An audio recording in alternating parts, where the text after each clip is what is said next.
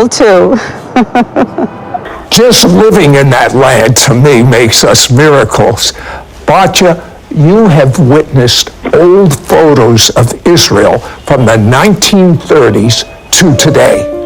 These prove biblical miracles are authentic. It is amazing to see old photos of how barren the land of Israel was when my father first came to the land in 1938. Now, to see the same land today with groves of fruit trees and other produce, cities and communities growing up in the middle of desert places. It is literally the fulfillment of prophecy. Amos 9:14 prophesied, "And they shall build the waste cities, and inhabit them, and they shall plant vineyards. They shall also make gardens, and eat the fruit of them." Batya, you know the history of Israel. From its rebirth in 1948, the devil has continually tried to wipe Israel off the face of the map. As a young Israeli girl, what was your experience during the Six-Day War? From the beginning, the Jewish people were surrounded by enemies who wanted to push the Jewish people into the sea. My father joined the Jewish forces to... Daily News Online shows what appeared to be an enormous pillar of cloud, dust, and rain hovering over the dangerous border between Israel and Syria, in the very same area where ISIS militants attacked IDF forces for the first time 4 days earlier. Miraculously, the mysterious cloud ended precisely at the border without entering Israel's Golan Heights region, seemingly afflicting the Syrian side while not harming Israel.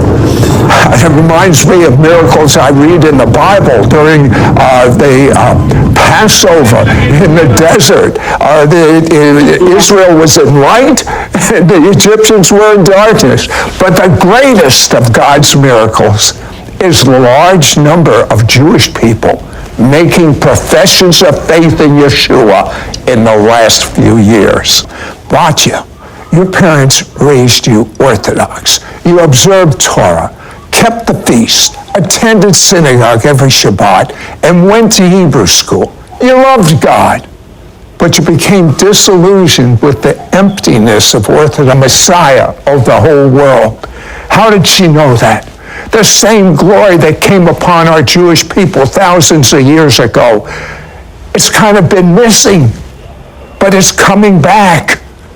And this presence of God on the Word of God will cause you to have your own experiential knowledge of God. I want you to say this prayer with me out loud. Mean it to the best of your ability. And I tell you, the presence of God will make your spirit come alive. And you will know what Abraham, Isaac, Jacob, all the Jewish leaders, all the people in the Bible that knew God knew. It's not by man's might nor man's power, but it's by the Ruach, the Spirit of the living God.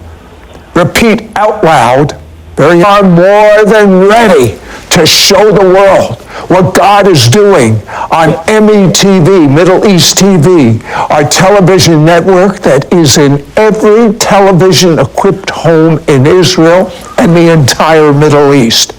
I believe that the devil has an idea of this glory that's coming. He's desperately trying to speed up end-time events to try and circumvent the glory outpouring that's about ready to hit. Some of the greatest evangelists and fivefold ministers will come out of Israel. I mean, greater than Paul. And they will be flames of fire to the Gentiles.